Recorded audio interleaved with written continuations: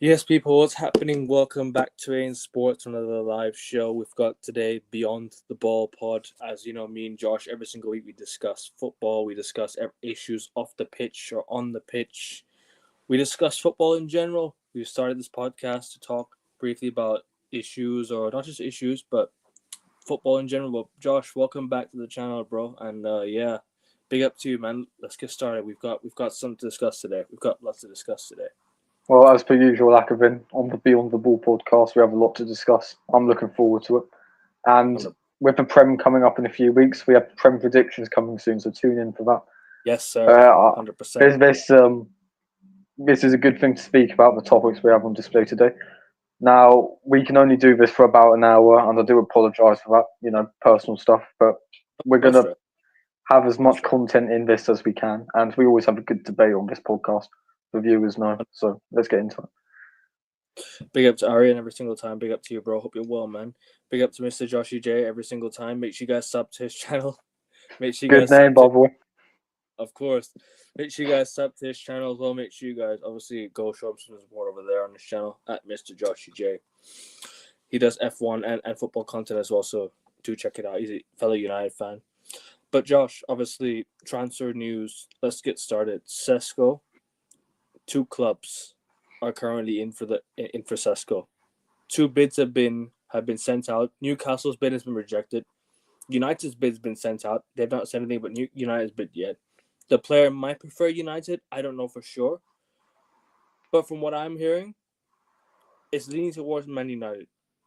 But Josh, I want to know your opinions on Benjamin Sesko and obviously where do you Well, think he might happen if United end up signing him or Newcastle end up signing him? What does that say about those clubs? well, first of all, I want to point out the facts that Newcastle's, I think they had a 90 million package rejected.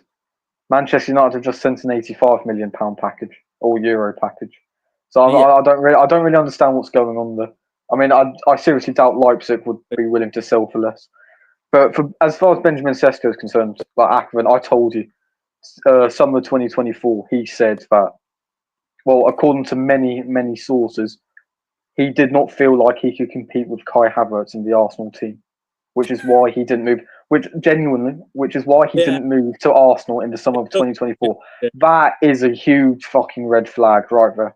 That is a Yeah. huge red flag, and Mm-hmm. that's one thing I want to get out of the way. Obviously, he's got all the capabilities to be a great footballer. We've all seen the goals that he scored this season and last. He's a very tall player. From what I've seen, he's about 6'5". Should Mm. be a good header of the ball based on that. He seems quite fast as well. He's got a hell of a lot of power in those feet of his. Sounds a bit weird when I put it like that, but you know what I mean. Um, Yeah. he's got all the tools in order to be a quality player. And will Amorim get it out of him? I don't know. Will Eddie Howe be able to get it out of him? I think he'd have more of a chance. I think Newcastle are more of a stable atmosphere to be in. I think Mm. if you're irrespective of what the two clubs are, if you currently take their positions, you'd much rather go to Newcastle. Like, in spite of their terrible transfer window so far, at the end of the day, they're in the Champions League and they just won a trophy last year. Compare that to United, who are in absolute turmoil at the minute.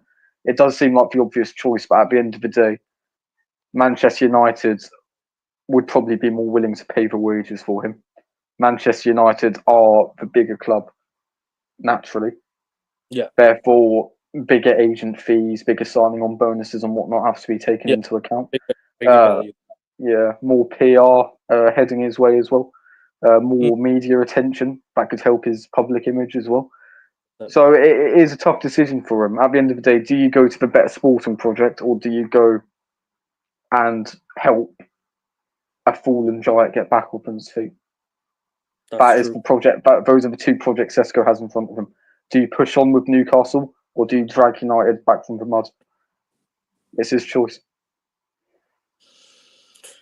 Honestly, bro, I know I spoke about we need a striker in the past, and I might be a flip flop, but after watching the last preseason games, I can't lie to you. We need a midfielder more than a striker now. Because Seriously. yeah, I'll tell you why. If you go watch the last three games, the way teams counterattacked us, go look at the way they carved through our midfield like it wasn't even there. The midfield, there's no midfield balance. the players are not being played in their rightful positions. Bruno Fernandes is not an 8 or a 6. Casemiro, his legs are slowly going. Ugarte, I don't rate him that highly, to be honest with you. So at this rate, I think we need a midfielder. Kobe, like I said, Kobe's not a 6. Collier is not a 6. We don't have a proper number 6. We need a 6 and an 8. I think we need someone that can that can be aggressive. Because I watched the Everton game, right? Although it was at 4 a.m., I still watched it because I love United. I always will. Dedicated fan. Appreciate that. 3. What was it? What's I gonna say again? It was the aggressiveness of Everton's midfield compared to ours. The aggressiveness of Everton's team compared to us. We lack that aggression in the team. We don't have the aggression in competing against Everton like that. I'm not trying to say we're not better than Everton. I think we are. All right, let's just not let's not say otherwise. Obviously, last season we can't really say much, but still, if we go and look at the way we play in midfield, if you play Bruno Fernandes in a 3-man midfield, a very aggressive midfield, you play him in the 10, because he doesn't need to have he doesn't need the aggression to play in the 10. If you're playing against a very weak midfield, play him in the 8, because there's lack of aggression there. The aggression is my biggest issue, and I worry for this team. This is why I think United need to go all out for Baleba now. Baleba or Wharton now is a must. I know Sesko. I'll still be happy if we get Sesko. Cool. A striker over the line, I'll still be very happy. We need to make some sales. We need to sign some players. We need to sign more players. I think we need a midfielder big time. Big time. And that's what Arian says here. Sign a midfielder if you want to prioritize. If you want to utilize Bruno Fernandes, play 3-4-1-2. I would say play 3-4-2-1. Play 2 10s and 1 striker. Or to be honest with you, you could be right with that. 3-4-1-2. Maybe that could work. And Wemo Cunha up top and sign a midfielder before a striker. Like, we need like a Baleba or Wharton to partner Kobe. Facts. Kobe cannot play as a 6. You could play Kobe in the 10, drop Bruno, and sign 2 aggressive CDMs to play 6 and 8. Sign 2 aggressive midfielders. Baleba and Wharton will be solid. I think we need someone who can win the ball back. We don't have that. And I think if you bring like a Baleba and a Wharton, that balances your midfield so well. You have the balance, you have the aggression. It'll be hard to get past that midfield, in my opinion. Wharton and Baleba. Kobe 8 also good? I don't think so. I think Kobe in the 8 will not work. You play him in the 10. You play him in the 10 or the left 8, to be honest with you. But I never envisioned Kobe Mainu playing further forward than a 10. That's crazy. Yeah. I think playing him in the 8 or the 10 would work. I think the 10 is the better position for him, in my opinion. I think that's where his best position is, if you ask me. Fair enough. All right, go on. It's okay. Sorry, I was about to say, Akron, I mean, like, it doesn't take a genius to watch United for the 24-25 season and come to the conclusion that a midfielder might be needed, you know? I mean, to be honest, I think you need improvements all over the park. I mean, Cunha and Mbeumo are brilliant in terms of your attack, but granted, you still probably need a striker. You definitely need midfielders, and you need defenders as well.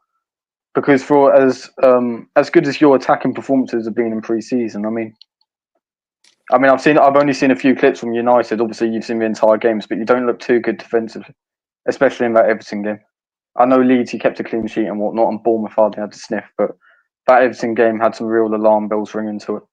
So you need a lot of improvements everywhere. Whether you're going to get those, I don't know. You should. At the end of the day, you are Manchester United, regardless of where you are. You've got the money in order to spend on those areas. And you say Wharton and Baleba. Do you think Manchester United should aim higher than that? I think they should.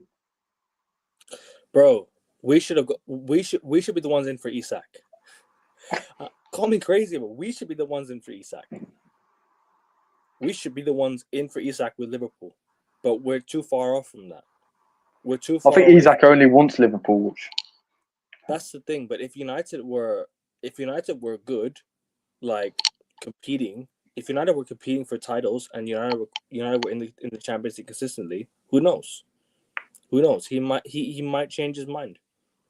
But because Liverpool's project is like they're winning, their goal is to go win the Champions League now. They're trying to build a team to win the Champions League. You signed Florian Wirtz. Who's not going to want to play with Florian Wirtz, bro? Like, imagine Isak playing up top with Florian Wirtz. By the way, have you seen this highlight of Ekitike in the left wing? Have you seen that mini highlight of Ekitike on the left wing? Bro, we are in for a long season with these lot. We are in for a long season now, trust me.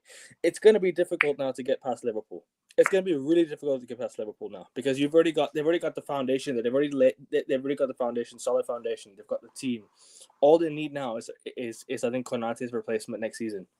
I think if they get Guehi, because I'm hearing Guehi rumors to Newcastle as well. I went to a Sky Sports transfer center for the first time in God knows how long because I had to check transfer rumors. I literally had no other option but to go to Sky Sports transfer center. Guehi to Newcastle. Guehi to Liverpool. 2 options. If Liverpool get Guehi, that's just give them the title right now. Just give it to them. You think? Yeah. Liverpool have the best team in my opinion already. I don't even think that it's unplayed on paper now. I've seen some of the highlights Liverpool playing. They're scary. Wirtz is already scoring goals. They're going to sell Darwin Núñez. If they get Isak in, it's over. Isak when they get Isak in. They will definitely. I just hope we get Sesko only to slow that Isak deal down. It'll be a good thing to slow the Isak deal down and hopefully let them take it to deadline day. What would be the benefit of it? The benefit is Liverpool don't get Isak late in the window. Less time to settle in and whatnot, I suppose. We play Liverpool 3rd game of the season, I think. We do. Yes, we do. I think so. Can't wait. Gyökeres hat-trick at Anfield, I'll be there. You know how it is. We play Liverpool 4th game of the season. My bad. 4th game of the season. We're gonna get cooked. So yeah. No. At the same time, though, this is why I say midfielder is so important because you need that balance. You need aggressive midfielders to compete with Liverpool's midfield like Gravenberch, Szoboszlai. You have Wirtz now.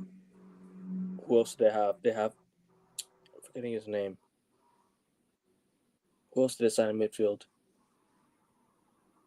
They signed somebody else in midfield. I remember they signed someone. I think so. Gravenberch, they had McAllister. I forgot McAllister. McAllister. That's Liverpool. That's Liverpool's midfield. That's the midfield that won the league last year. So you want to compete with them? Go sign some aggressive midfielders to compete with them. Go sign some midfielders that can hold off other strong midfielders. In a world where United were good, we go for Vitinha. We go for players like John Neves. We go for players like, the best of the bunch. We can't go for that now. So, in my opinion, Baleba and Wardson would be 2 midfielders that improves us immediately. Straight away improves us. Because what do Bayern Munich do? They go and buy the best players in the Bundesliga. That's why they dominate the league every single year. That's why they win the league every single year. That's why United used to win the league because we used to go buy the best players in the league. That's why Barcelona would win the league because they go buy the best players as well. Real Madrid would buy the best players from La Liga. They buy the best players from everyone's clubs. So this is why I'm trying to say, go look at the players at most of the clubs and try and sign the best players. This is why I look at Baleba and Wardson from Crystal Palace, Baleba from Brighton. Go and sign these guys. They're the best players on their team, arguably. Maybe Eze is the best on Palace. But because the problem is we don't want to go buy the best players. We just want to go buy scrubs from I don't know, Atalanta. We want to go buy scrubs from the Bundesliga, as we have done before in the past. We've bought some, not scrub. I would say I think scrubs is a bit too far for Bundesliga. Players that have not worked out. Let's just say that. That's why we failed. It's because we don't buy smart. We don't buy smart. We need a goalkeeper too. It's crazy that Heaton's our best goalkeeper over Onana and Bayern. Facts. Facts. Tom Heaton's actually been quite good in preseason. And I'm not even taking the piss. Tom Heaton's actually been really good. Tom Heaton should start against Arsenal. It might sound crazy, but he should start against Arsenal. He's made some really incredible saves, and I'm not even joking. I'm not even joking. I'd go as far as to say David De Gea-esque saves. Seriously. In preseason. That is a bold claim. Sorry, what were you saying? That is a bold claim. It is what it is. You got to make these claims now. Man City news have gone quiet. Yep, City have not done much. I think City are done. Actually, I lie. Maybe not. Maybe last thing I heard about City was James Trafford. Yeah, that's the last thing I heard. That was 2 weeks ago, I think. Around 2 weeks ago, yeah. Or last Friday. Hold on, was it last Friday that we did that show? We did the Beyond the Ball pod.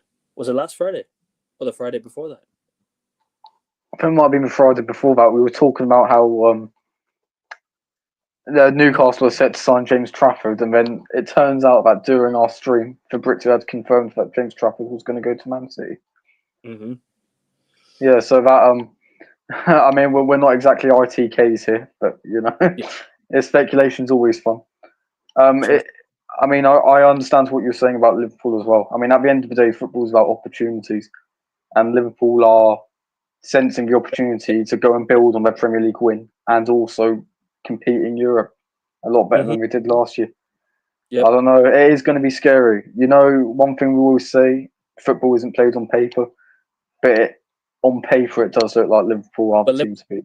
Liverpool are already showing it on the pitch, though.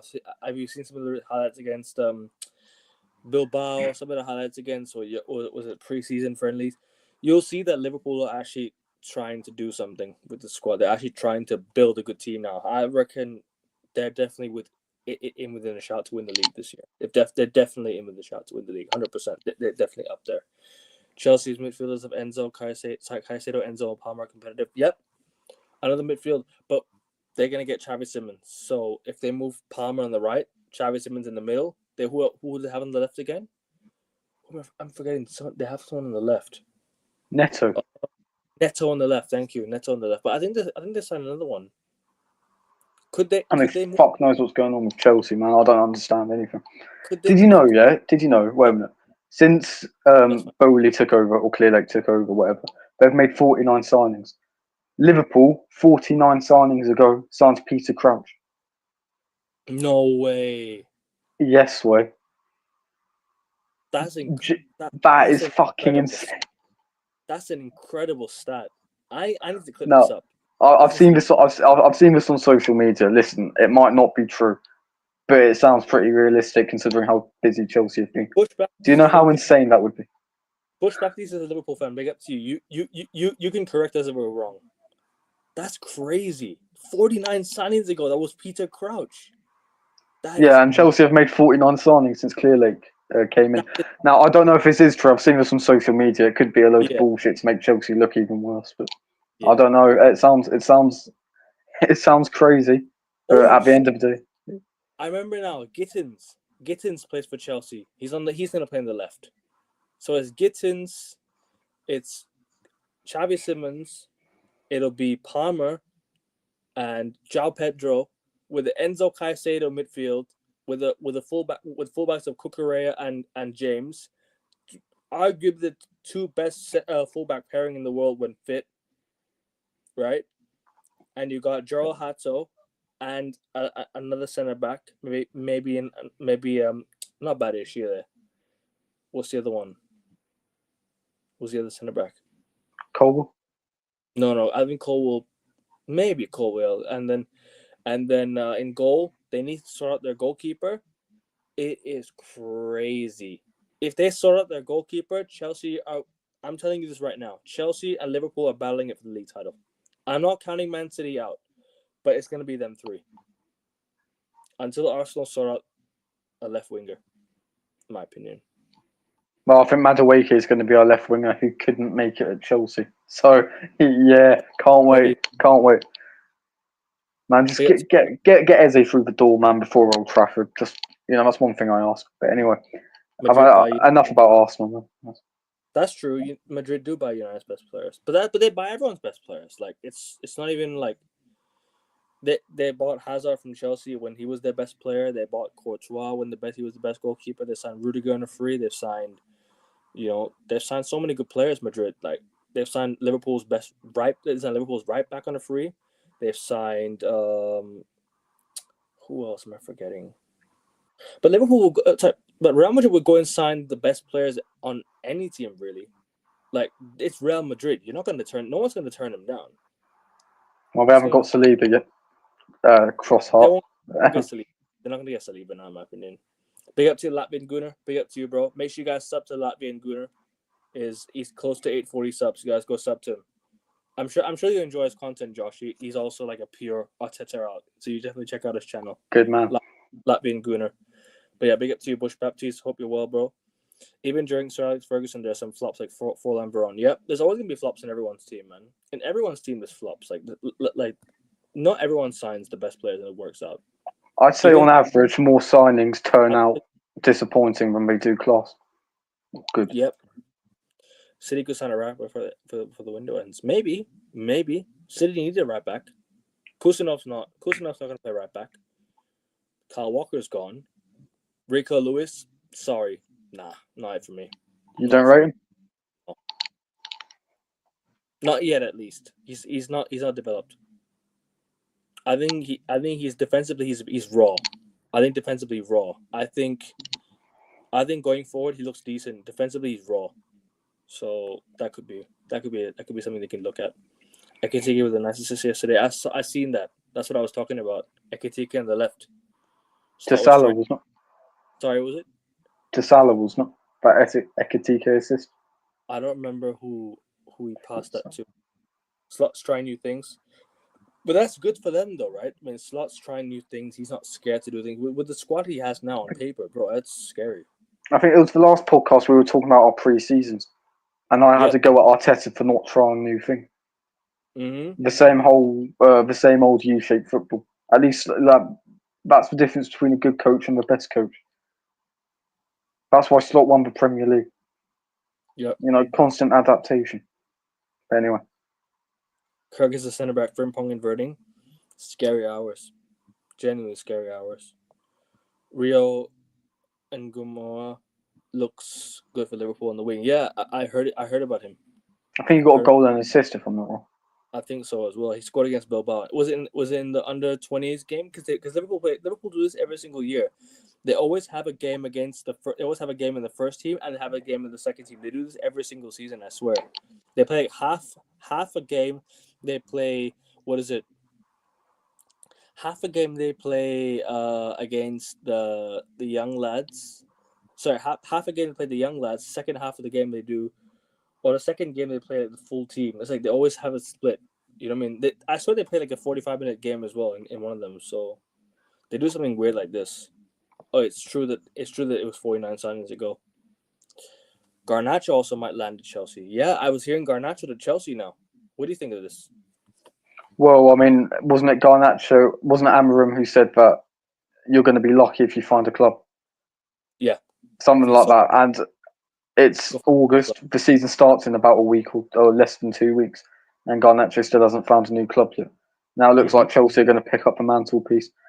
And honestly, listen, I don't understand Chelsea's policy from the outside. It just looks as if, I mean, I said it in praise of them when they won the Club World Cup, but it's like throwing a load of shit at the wall and seeing what sticks. And it is starting to stick, but I don't understand why you're going for Garnacho. After you previously mentioned they've signed Gittins, they've signed Xavi Simons, they've got the likes of João Pedro Neto. They've got Palmer can play on the wing if he wants. I think Nkuku can play on the left wing. I mean, I just simply don't understand it. I don't know if there's any Chelsea fans in the chat that would like to correct me, but I honestly have no idea why they're signing Garnacho. It just seems insanity to me. I think Xavi Simons can play left wing as well, if I'm not mistaken. I think he can play both wings if I'm not wrong. I think he can, but then they have Gittins now, so I don't think they should worry too much about the left wing spot. Chalobah, Tosin. Yep, Chelsea have good centre back depth there as well. If they can buy Figo, they buy anyone. Exactly. Real Madrid buys anyone. They could buy, bro. They got R9. Like Real Madrid could literally buy anyone. Exactly. Madrid can pick anyone. Chelsea sold a lot of their players. I heard about Chelsea selling. What was it? They sold. Who else they sold? They sold the Dewsbury goalkeeper. Hall? Bettinelli, Dewsbury Hall. I can't keep up with Chelsea, honestly. Same. It's just fucking crazy what they do, man. It's And Kunku insanity. leave. Yep, he's gonna leave. Jackson might leave. £80 million.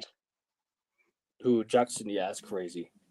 That's typical how they said that towards United as well. Because if there's one club that would pay that for Nicholas Jackson, it would be Manchester United. No offense. We won't. I hope not, at least. I fucking hope. Chalobah in class. Yeah, Chalobah's a good player. I don't know why he gets so much stick. I don't know for no reason. Let me quickly check and see if there's any other topics we need to talk about. They could get 250 to 300 million. Yep, Chelsea could spend even more. More to come, exactly. 188 million in sales so far. That's crazy. That is crazy. Honestly. But, fair play to Chelsea. Fair play to Chelsea. But what other topics do we have? Obviously, I'm hearing the Sesko links. Esteban in as well. Yep. What are Arsenal so far? Obviously, I've spoken about I've heard about. Obviously, I've heard some rumors, and Vlahovic apparently was offered to us. Apparently, we're waiting for Lemons, the goalkeeper, but that's about it from our side. And Ollie Watkins as of right now. But what about Martinez as well? Because you were talking about needing a new goalkeeper, and we've spoken previously how you'd much rather take him than Onana. I don't know if anything's developing on that. I know, but I don't know, man. I just think maybe Amram wants to try and improve Onana. That's what he wants to do. Which is not going to happen. I think we should get seen Lemons from Royal Antwerp. 17 million euros. Market opportunity. That would be a good market opportunity, exactly. Spurs might decide someone now. Son left, Madison, Banner. Oh, yeah, Spurs did sell him when Son Madison's out. They could do with Gibbs White. They just signed Kudus, though. They could do a Gibbs White. Sorry, I had to sneak that in. Sorry if there's any Spurs fans watching. He gave Spurs a middle finger and told them to fuck off. Well, I think that was more of a Nottingham Forest owner that did that. But anyway, from Arsenal's point of view, it's gone really quiet since the Spurs defeat, since the Gyökeres debut. I mean, there's talk of outgoings, but Arsenal aren't very good at outgoings, and we've discussed this many times. I mean, you said, I think Arian said Chelsea have recouped £188 million in sales this summer alone. Arsenal have only profited about £6.7 million. We've got the worst net spends out of the big six, out of anyone in England, in fact. That just proves how shit we are at selling. And it looks as if Trossard might be injured, so we're not going to be able to sell him. Martinelli, we're not going to sell him. Al Nasser, we're looking at him, but Arteta insisted he's not for sale. Can't wait. We seem to have hit a roadblock personally, and yet again, the Eze links are still going to persist. And I've had enough. People that have seen this podcast a lot, they know how much I love Eze. They know how much I've spoken about Eze at Arsenal, and I even got a bit of stick for assuming, in quotations, that he was already an Arsenal player. But genuinely, I just don't want to talk about him now because it's just getting on my nerves. And I did say last stream, I think the coaching is a bad issue. And even if we sign Eze, he might regress under this manager due to the coaching. There's no left. That's why. Yeah, and left wing. And I also said last stream that, as far as I'm concerned, it just looks as if the same patterns are going to emerge that we've seen from the previous 5 years. So overall, I don't think it matters who we get in. It's going to be the same old bollocks ultimately come April 2026. But yeah, there's nothing in terms of ingoings or outgoings at the minute. It seems to have gone pretty quiet. There seems to be more action on Manchester United's side now, which you wouldn't have thought at the beginning of the window, but now there is. We've got a lot of signings in, but the majority of them are squad signings when we need to improve our starting 11 desperately. But luckily, we've got Madueke on the left wing, so I'm expecting the quadruple. Max Dowman. You got Max Dowman. Yeah, we've got Max Dowman. Real prospects. I spoke about him. I think when I was discussing the Newcastle and AC Milan games a few streams ago. Fantastic player. Obviously, we have the likes of Wanyeri, Lewis Skelly as well. We've got a brilliant We've got a brilliant bit of youth coming through. We mustn't forget Saka's still only 23, which is insane to think about. Calafiori's only 22. Yeah. So we've got a good core. But like I said, Akivin, it all goes down to one thing. I don't think this manager can get over the line. And I'm sure the people in chat are sick of me talking about it, but at the end of the day, that's the feeling I have, and that's the feeling that I don't think I'm going to escape from because I feel this season's going to be the same. That's fair, bro. It's at the end of the day, that's your opinion. Gods can improve. No, that's crazy. Not even God can improve banana. Yeah, agreed. I remember adaptability is his biggest weakness. Maybe. Now that's what we were saying, Akabin, because like it was clear that his formation wasn't working, his system wasn't working, his tactics weren't working, and yet he refused to change. Now he did get to the Europa League final undefeated, pretty much. Yeah. But at the end of the day, he fell at the final hurdle. Yep, exactly. So to what extent does that system work? I mean, I know you're saying Kobe Mainoo's more of a 10, but I never would have envisioned him as that sort of player. I thought under Ten Hag, him sitting a bit deeper suited him more, but I don't know. It seems like square pegs round holes with your players at the minute. No. It's because the thing is, like, when I watch him, he gets most of his output from the left-hand side of midfield. Most of his goals, you saw the goal against Liverpool, Wolves. You've seen the goals against Lyon. You've seen the goal against what'd you call it? You've seen the goal. Who was it against? FA Cup final, City, from the left-hand side in the box. This is what I'm trying to say. Most of his goals come from that left-hand side. When Kobe Mainoo, he's more comfortable there, if you ask me.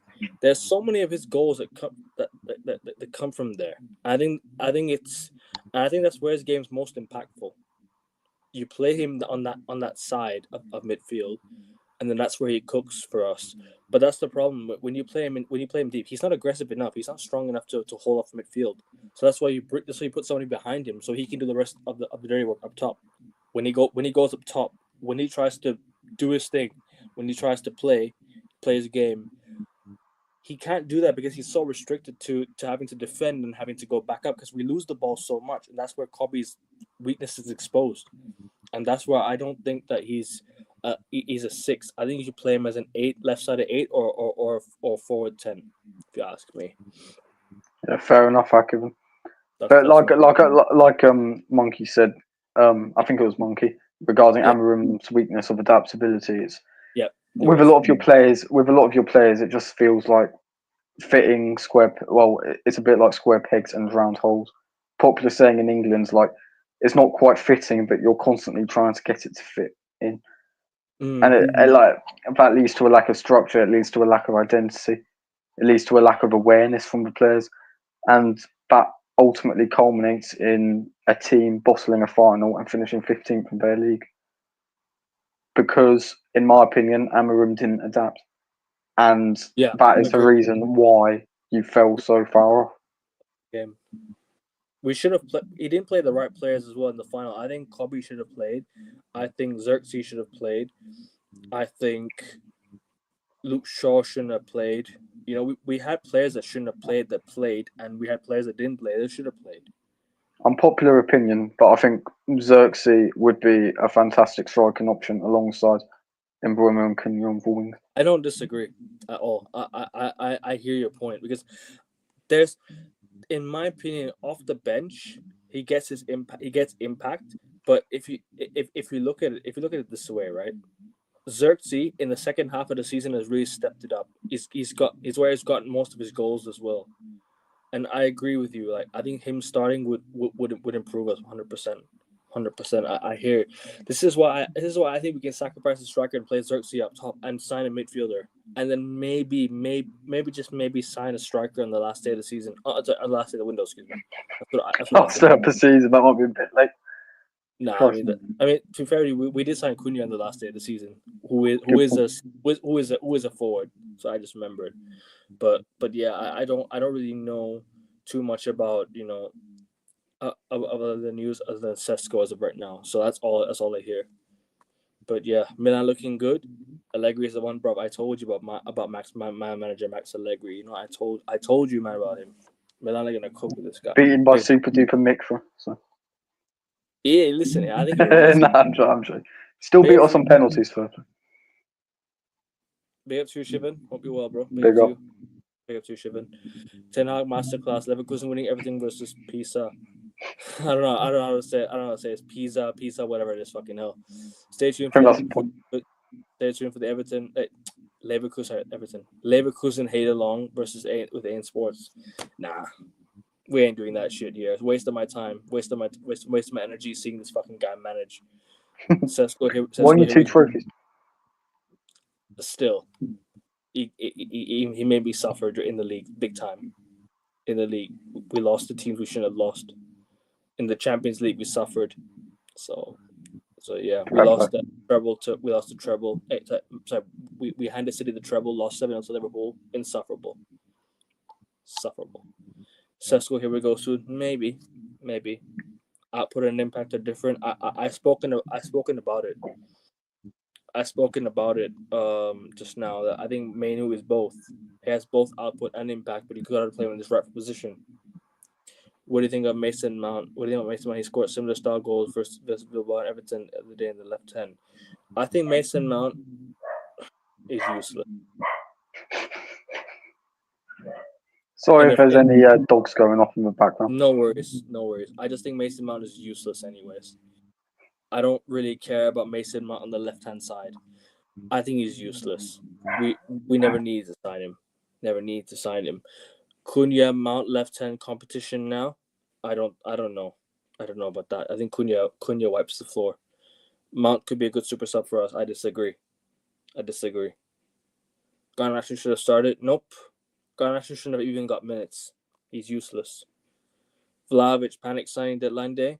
You know what? Vlahovic would be a good player for us. I would take Vlahovic. I would definitely take Vlahovic. Last 2 comments, and I'm gonna move on. I'm gonna change topic because Josh does have to go really, really soon. Pisa just got promoted to Syria. Okay, fair enough. Amram say word is to suffer effects. Tired of it. Always talking about suffering. We suffered too much last season. Lost the Europa League final, finished 15th. So my dog's going fucking crazy right now, so I had to close my window. That's cool. But I mean, it's quite telling that Amarim is telling you to suffer at any opportunity you can. That strikes me as a manager or a man that doesn't have the competence in himself to actually turn it around. To me, it sounds like he's already a dead man walking when he says stuff like that. Now, obviously, we don't know how the season's going to pan out. I don't think Manchester United are going to be anywhere near as bad as they were last year. I think he'll definitely be in a European place come the end of the season. We'll get onto that with the Prem predictions soon. But honestly, he's not radiating positive energy. And I know that sounds really weird, but at the end of the day, you've got a boss at work or you've got a manager for a sports team. You want them to be a bit inspirational. You want them to feel good about you and themselves, because that will give you the confidence to push on and do well for yourselves as well. And I just think saying we have to suffer and whatnot, that's to the detriment of his players. Agreed. Because you're low in confidence enough as it is, whether it's their fault or not. And the fact that he's keep pushing this agenda of, take accountability away from me, put it on these players, because at the end of the day, they're not good enough. Therefore, we're going to have to suffer as a club. I just think it's putting yourselves on the back pedestal already. I hear it. I don't know. That's my opinion. No worries. Vlahovic will instantly flop. I agree with you, by the way. Love the positivity. That's fucking hell. Vlahovic is so bad. Nah, I disagree. I don't think Vlahovic is. I don't think Vlahovic is that bad, to be honest with you. I think he's good. I think he's a good player. I don't understand. I don't understand Vlahovic hate. You know he's shit because Arteta was desperate to sign him. Nah. I don't know. I think he was good for Juventus and Fiorentina. That's why. I love the consecutive comments of just saying Vlahovic is shit. I think that's brilliant. I want him to go to United so badly just to see the reaction. It'll be fantastic. Nah, I think he'll be good. I think he'll be a good player. I mean, it's not wrong, but he imposes negative energy on the team. But it imposes. Yeah, exactly. No. I mean, it's not. You don't say it out loud. You know what I mean? Yeah, I think of it like being a politician. You know, it's just. This is why You got to keep the positive side of it, surely, because it is detrimental to the morale. he even said on the last day of the season, we've suffered together. Now we'll win together. And I'm like, bro, you don't need to suffer straight away. You come in, you play the right tactics, play the right formations that gets us results, win us that Europa League final, and yeah, like, come on, man. You just need to do what you have to do, man. Just win games. I don't give a shit about your system and all that crap. As long as you're winning trophies, I don't give a shit. You know what I mean? When Roberto Di Matteo took over as Chelsea manager in 2012, did he tell the press that Chelsea had to suffer and that they're ready to win soon? So what are you saying? He didn't. When Roberto Di Matteo became Chelsea manager in 2012, did he say to the press? Which Roberto again? Sorry, Roberto Di Matteo. Oh, sorry. Yeah, don't worry about it. When he became Chelsea manager, did he tell the press Chelsea are going to have to suffer? Chelsea aren't ready to win. FA Cup and Champions League winners. Nope, he didn't say that. There you go. When Thomas Tuchel took over as Chelsea manager after the Lampard debacle, did he say that Chelsea are going to have to suffer before we start winning trophies? Nope. Come on. Did he? And Shivan is right, and Shivan agrees with you. It imposes negative. Thank you, Shivan. Facts. You don't need that right now. You needed we needed to win that Europa. That was the aim last season. Obviously, you can be introspective and you can be honest. Like, it's good for constructive criticism, but to constantly reiterate that, to constantly imply that your team aren't that good, which is why you're going to have to suffer. I mean, that's going to fuck you up psychologically, whether you're a millionaire or not, as a footballer. So for me, it just seems like he's self-harming. Yep. It's genuinely, it's like, what positive reaction do you hope to elicit from your team? I mean, it's good saying it once. I mean, it's good to be a bit honest. But to keep harping on at it after you've got some money at your disposal, after you sign some players, after, you're going to have your first full season with them, it just completely smacks of, I don't know, it just seems harmful to me. And obviously people are free to disagree, but for me, it just seems counterproductive. You're not wrong, bro. You're not wrong. It's just really bad energy. I don't like that as well. 2 seasons he's been bad as Højlund. Well, to be honest with you, I think Vlahovic, if he leaves Juventus, I think maybe it might be a breath of fresh air for him. I think he could flourish somewhere else. Yep, he wants to stay 20 years. Yeah, not gonna happen, bro. You're gonna get sacked I think this season. I think he's gone after this year. I think he's gone after this year. I'm gonna be honest with you. I don't see him making it until the end of the season. Is it summer? Yeah. He wants Sorry. No, that's cool. So I'm done. No, I mean, just for Manchester United's managing position, just seems like a poison chalice since Sir Alex. I mean, if Mourinho gets sacked for it, I mean, you're gonna have problems. Well, then again, he gets sacked everywhere. You know what I mean, though? It's basically you've hired winners and you've hired project managers, and neither of them have gone right so far. We've hired a mix of different categorical managers.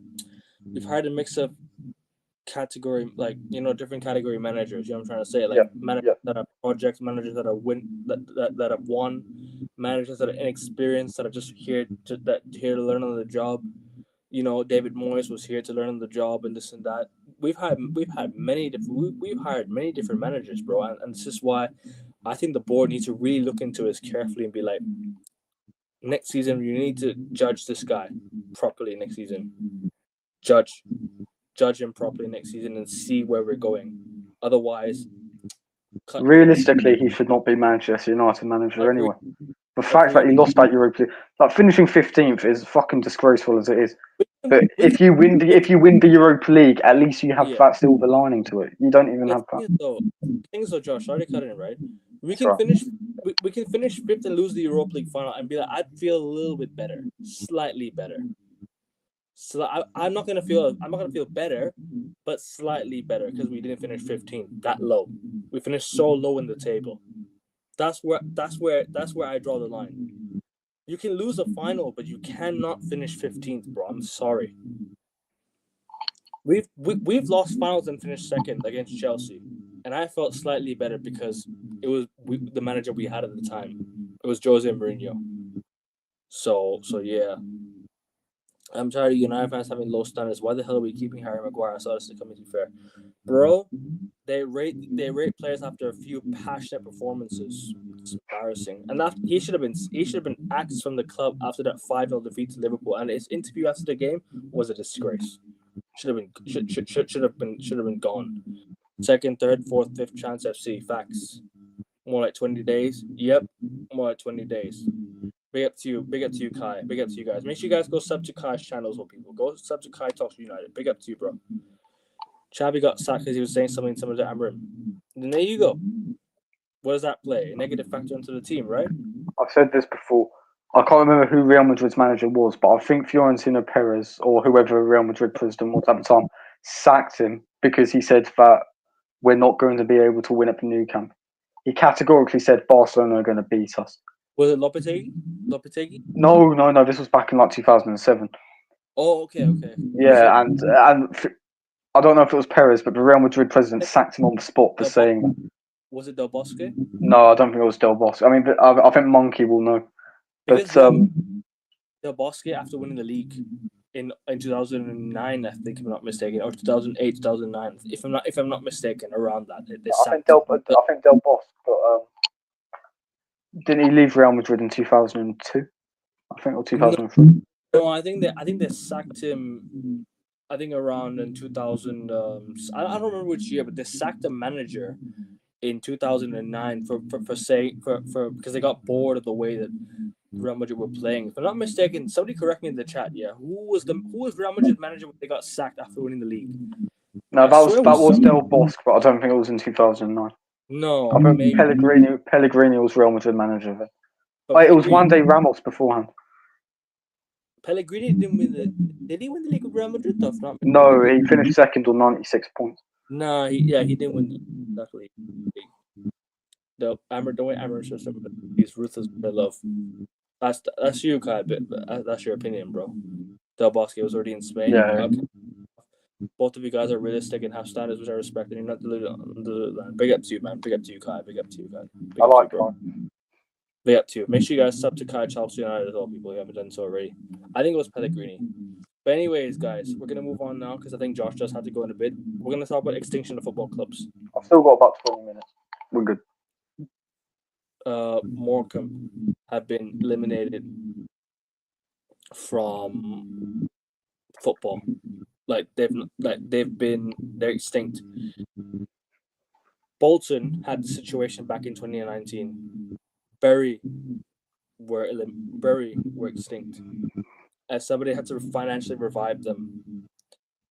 Josh, I want to know your opinions on this. I don't really have much to. Obviously, as for me, I haven't really got much knowledge of what happened, but I want to talk about extinction of football clubs in general, not just Morecambe, but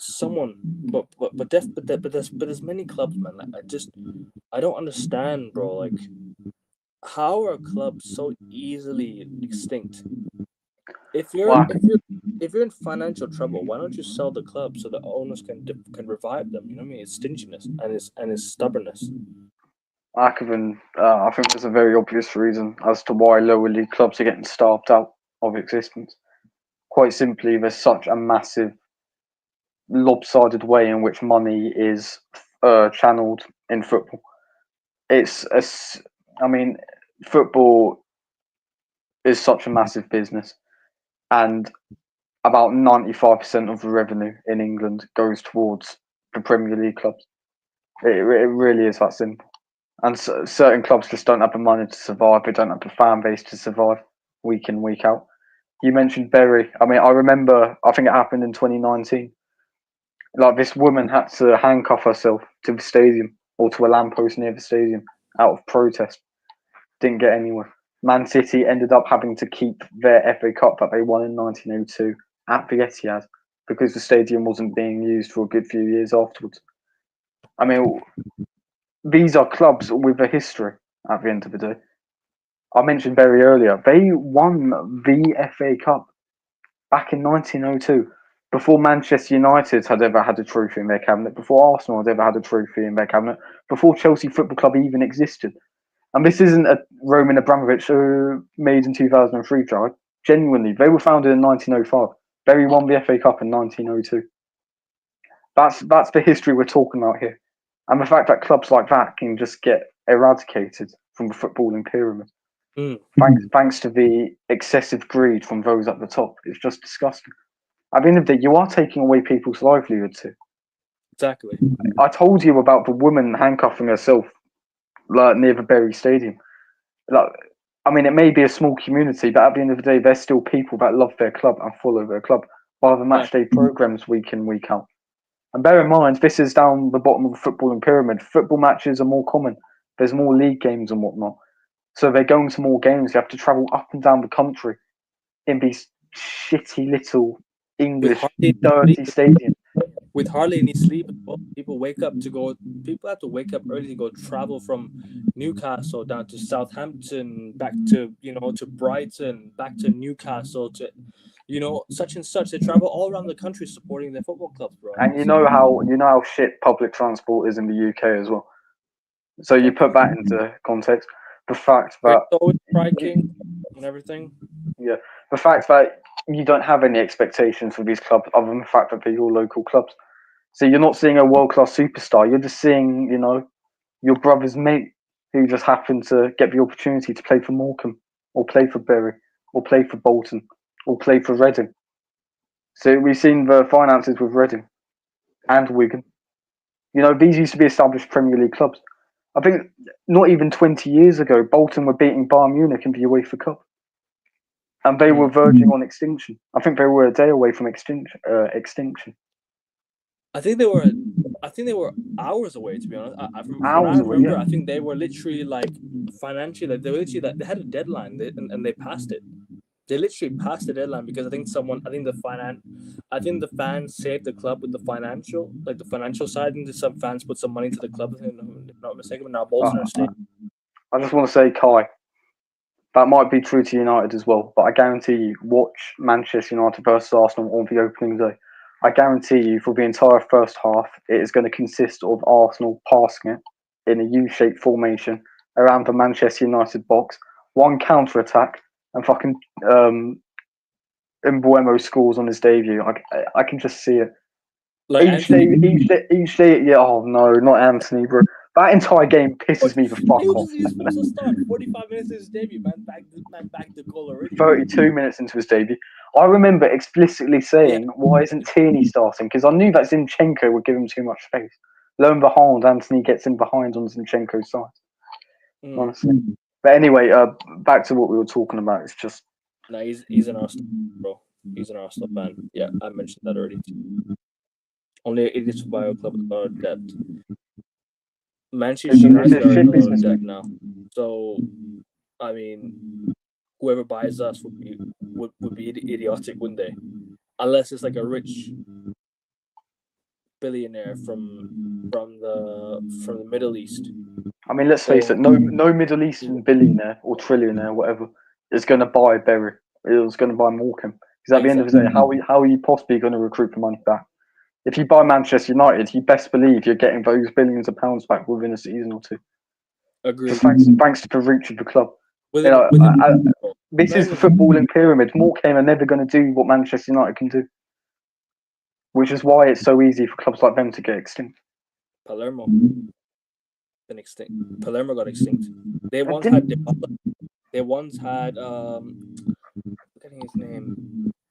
They had someone else. I'm forgetting. I know they had someone other than Dybala. I know, but I remember they had Dybala, and then they had somebody else as well. I remember they were even literally in the top flight of Serie A. They were competing in the top flight of Serie A, and then what happened? Didn't Parma get extinct at one point, or were they not crippling it? I think so. Somebody in the chat needs to correct me, please. Parma, who used to have the likes of Gianfranco Zola. The last team Arsenal beat in the European final.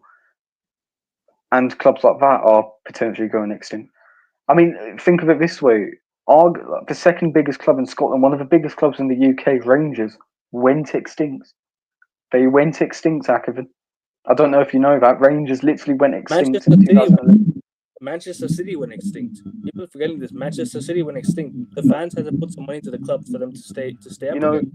You know, Chelsea were on the verge of going extinct in 1985. Kevin Bacon, brought Chelsea for £1. Right. £1, literally £1 in 1985, and look what they've become now. You know, I mean, it can happen to anyone. I mean, Rangers, they have the most league titles in Scotland, although I think Celtic might have surpassed them recently, but still. And due to taxes or not paying taxes or whatever, or tax fraud, whatever it was, they got stripped of their existence. Granted, they've come back up and whatnot, but there's a lot of dispute as to how many league titles they have now. At the end of the day, your club is not too big to have it happen to you. Agreed, bro. And you may have a Barcelona type situation where you can pull all these levers, you know, because you are just that big. The league can't be sustained without you. But for the likes of these smaller English clubs, they're never going to generate the revenue that's worthy to keep them in the English league in the first place. So, Parma just got ready. Parma just got relegated. All right, fair enough. They had Turan Buffon. See, you remember? Bro, what was it called? I'm forgetting who it is. Was it Lyon? Oh no, sorry. A French club just got extinct this year. I forgot who it was. I'm literally forgetting who it was. They literally Was it had. Montpellier? Yes. Look at the names that they had at their football club. They had Zidane. Bro. They had, was it Thierry Henry? Did he play for them as well? If I'm not mistaken, I think in the younger days. I don't think he did. I think that was Monaco. Sorry. Thank you. Bordeaux. Yes. Bordeaux, man. Yeah. Bordeaux. Thank you. Yes, Bordeaux. Thank you. Marouane Chamac. But you see, some of these clubs have had so many famous names, and now they've been ruined financially. And it's because they can't afford to keep their best players. They have to sell them on, and once the money's gone, they can't no longer spend them. It's done for them. Sorry, are you saying, Josh? Oh no, I've completely lost track. Chouameni Koundé. There you go. I actually to say this, right? Bro, like, look at all these fans traveling up and down the country. Look at all these fans traveling up and down the country, bro. Like, how much money, time, effort they've taken to out of the weekend and days to go and watch their clubs play up and down the country. They have to wake up at 2 a.m. in the morning. Not even, bro. At midnight they're in bed. Not even 1.5 hours into their sleep, they're up following their club again. Look at how much effort these guys put into their clubs, and financially they're gone. Bro, I love Man United, right? As bad as we are, I can't live without them. I genuinely can't live without my club. I literally have to, bro. I watched my club at 4 a.m. the other day.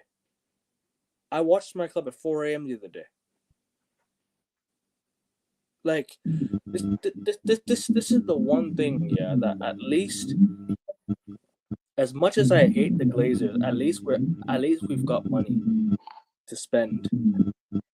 I'm gonna be forever grateful for the players I've had at my club, for the players that, not the Glazers signed, but the previous owners signed, because they saved my club.